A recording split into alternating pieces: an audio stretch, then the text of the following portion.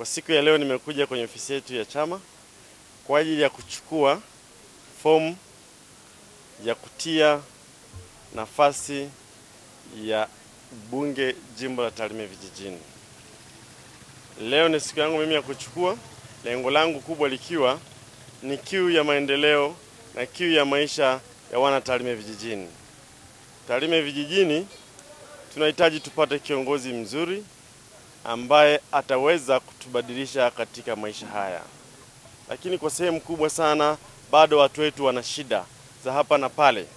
Tunataka tutumie nafasi hii kubadilisha shida zetu kuwa fursa zetu, ili tuweze kukwamua na kupunguza janga kubwa la umaskini linalotukumba ndani ya Tarime vijijini.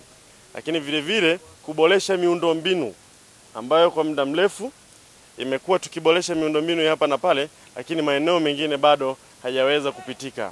Upande wa mashule, upande wa visima, upande wa barabara, upande wa umeme ni sehemu ambayo tunafikiria, na hasa na upande wa mahospitali.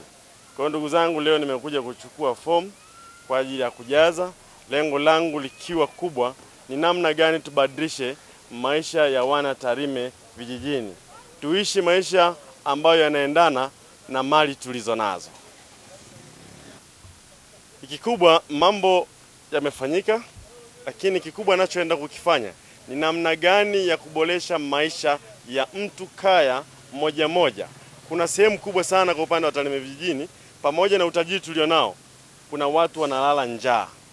Tunatamani angalau kwanza moja, kaya zetu zote ziwe na uwezo wa kula, ili angalau tuweze kuzungumza maendeleo makubwa. Kwa hiyo ni sehemu moja hapa ya kwenda kutafuta na kuangalia njia mbadala na miundombinu mizuri, kutengeneza mfumo ambao utakuwa ni mzuri kwa ajili ya watu wetu kuweza kuboresha maisha yao, biashara zao, na namna moja ambayo tutaweza kupunguza upungufu wa ajira ndani ya Tarime vijijini. Jue, Tarime vijijini ni ya kwetu wote. Tunachoenda kukiangalia ni namna gani ya kugawana keki tulio nayo ndani ya Tarime vijijini. Lengo kubwa ni namna gani tutaonyesha wananchi wetu wa pembezoni kujua fursa tulizo nazo. Tunazo fursa za North Mara ambao tunao mgodi mkubwa, lakini vile vile tuna mpaka wa Silali, lakini vile vile tuna mbuga yetu ya Serengeti. Ni namna gani tutaonyesha jamii yetu fursa zile tulizo nazo, ili wote tuweze kuzishare, ili tuweze kufaidika wote.